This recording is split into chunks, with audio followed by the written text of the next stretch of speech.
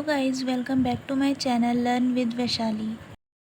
आज मैं आपके लिए मैथ्स का लेसन प्लान लेके आई हूँ जिसमें टॉपिक है बेलन यानी सिलेंडर। तो आइए शुरू करते हैं। सबसे पहले डालेंगे दिनांक, कक्षा 8, वादन, विषय गणित, उपविषय रेखा गणित और समयावधि 30 मिनट। प्रकरण डालेंगे बेलन। सामान्य उद्देश्य लिखेंगे, जो गणित के सामान्य उद्देश्य थे वही यहाँ पर लिखेंगे। फिर विशिष्ट उद्देश्य, ज्ञानात्मक उद्देश्य, छात्र छात्राएं बेलन के विषय में ज्ञान प्राप्त कर सकेंगे। बोधात्मक उद्देश्य, छात्र छात्राएं बेलन के बारे में भली प्रकार से समझ सकेंगे। और प्रयोगात्मक उद्देश्य, छात्र छात्राएं बेलन का प्रयोग अपने दैनिक जीवन में कर सकेंगे। फिर लिखेंगे शिक्षण सहायक सामग्री, चौक, डस्टर, लपेट, शामपट, चार्ट, पेपर, संकेतक आदि। अब नेक्स्ट पेज में आ जाएंगे और लिखेंगे पूर्व ज्ञान, छात्रों को आकृतियों का ज्ञान है। छात्र बेलनाकार आकृति की वस्तु को पहचान पाते हैं।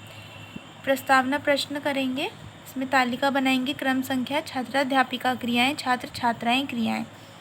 तो छात्राध्यापिका क्वेश्चन करेंगी कि हम भोजन किस पर पकाते हैं, तो बच्चा बताएगा हम भोजन गैस व चूल्हे पर पकाते हैं।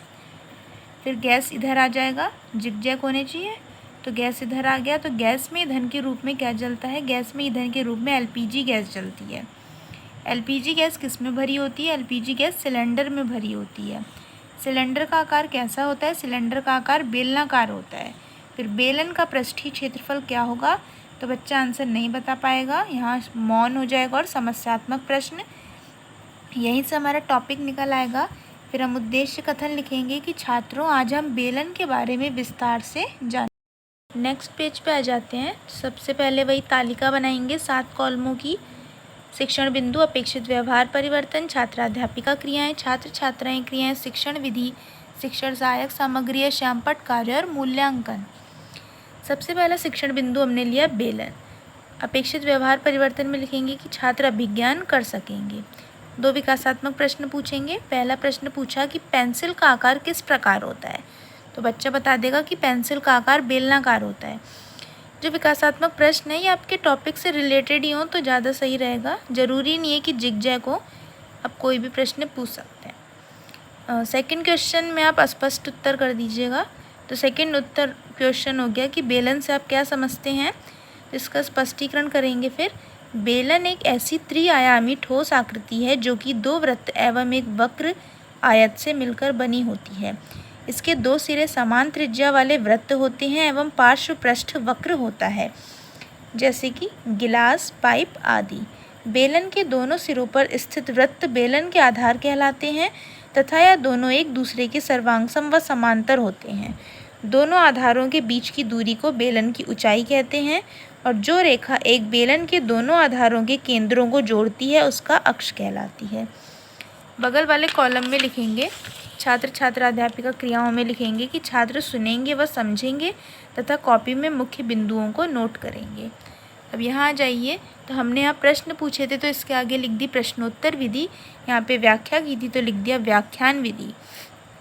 श्यामपट कार्य और शिक्षण सहायक सामग्री में अपने चार्ट द्वारा बच्चों को कुछ बेलनाकार वस्तुओं को दिखाया, जैसे लकड़ी की काट, बॉटल, पेंसिल, गिलास, मोमबत्ती, गैस सिलेंडर और प्लास्टिक बॉटल। फिर हमने शिक्षण बिंदु से बच्चे से क्वेश्चन पूछा कि बेलन की त्रिज्या क्या होती है, तो बच्चा बता देगा कि बेलन के आधारों की त्रिज्या ही बेलन की त्रिज्या होती है। अब नेक्स्ट पेज में आ जाएंगे, यहाँ पे हमारा सेकंड शिक्षण बिंदु आ गया। उसी तरह तालिका बनानी है आपको 7 कॉलमों की। सेकंड शिक्षण बिंदु आ गया कि बेलन का पृष्ठीय क्षेत्रफल। छात्र प्रत्यास्मरण कर सकेंगे, मतलब जो पहले हमने पढ़ा फर्स्ट शिक्षण बिंदु को वो छात्र दोबारा रिकॉल कर सकेंगे। विकासात्मक प्रश्न पूछेंगे कि दोनों आधारों को जोड़ने वाली रेखा क्या कहलाती है, तो बच्चा बताएगा कि अक्ष कहलाती है। फिर बेलन का पृष्ठीय क्षेत्रफल क्या है, जो कि बच्चे को नहीं पता होगा तो स्पष्ट उत्तर हो जाएगा। इसका स्पष्टीकरण करेंगे। पहला आ गया वक्र पृष्ठीय क्षेत्रफल। तो बेलन का वक्र पृष्ठीय क्षेत्रफल बराबर 2πr/h, जहाँ r हो गई बेलन की त्रिज्या, h बेलन की ऊंचाई और पाई 22/7 इसका मान होता है। फिर सेकंड आ गया संपूर्ण पृष्ठीय क्षेत्रफल, जिसमें लिखेंगे बेलन का संपूर्ण पृष्ठीय क्षेत्रफल बराबर 2πr² 2πr² क्या हो जाएगा, 2 वृत्त होते हैं तो उस वृत्त का क्षेत्रफल πr² और 2 हैं तो 2πr² प्लस 2πrh, और 2πrh क्या था, बेलन का वक्र पृष्ठीय क्षेत्रफल। तो इन दोनों को जोड़ेंगे तो संपूर्ण पृष्ठीय क्षेत्रफल आ गया। 2πr कॉमन ले लिया तो बचा r+h, ये फॉर्मूला हो गया संपूर्ण पृष्ठीय क्षेत्रफल का, जहाँ r हो गया बेलन की त्रिज्या और h बेलन की ऊंचाई। यहाँ लिख देंगे कि छात्र ध्यानपूर्वक समझेंगे और शामपट्ट कार्य को नोट करेंगे। फिर इन्हीं से एक क्वेश्चन पूछ देंगे कि यदि किसी 5 मीटर ऊंचाई वाले बेलन की त्रिज्या 2 मीटर है तो उसकी संपूर्ण पृष्ठ का क्षेत्रफल ज्ञात करो। तो हल करेंगे, r दिया है 2 मीटर, h दिया है 5 मीटर और संपूर्ण पृष्ठीय क्षेत्रफल का फॉर्मूला लिख देंगे 2πrh + r। इसमें वैल्यू पुट कर देंगे और आंसर आ जाएगा 88 mTRS। इसके बगल में हमने शामपट्ट पे करके दिखा दिया एग्जाम्पल, तो यहाँ पे शामपट्ट पेस्ट कर देंगे और उसके बगल में लिख दीजिएगा शामपट्ट विधि। ठीक, अब ये जहाँ पे हमने सेकंड शिक्षण बिंदु शुरू किया था उसी के बगल वाले पेज में शिक्षण सहायक सामग्री में हमने चार्ट बनाया। चार्ट देखिए, इसमें हमने एक बेलन बनाया जिसकी ऊंचाई है h, त्रिज्या है r। यहाँ पे फॉर्मूला ये हो गया इसका वृत्त का, तो 2πr या ऊंचाई हो गई h, इसका फॉर्मूला लिख दिया h 2πr बराबर 2πrh। a हो बराबर 2πr² प्लस 2πrh, जो क्या था, बेलन का संपूर्ण पृष्ठीय क्षेत्रफल यहाँ पढ़ा था।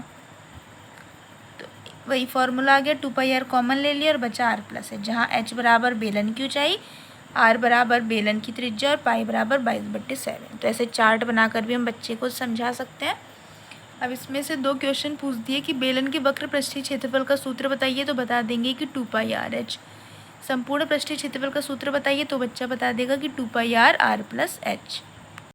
अब नेक्स्ट पेज में आ जाइए और नीचे लिख देंगे कक्षा कार्य या निरीक्षण कार्य। उसमें लिखेंगे छात्राध्यापिका छात्रों से शामपट्ट कार्य अपनी उत्तर पुस्तिका में नोट करने को कहेंगी तथा कक्षा में घूम घूम कर सभी बच्चों के कार्यों का निरीक्षण करेंगी।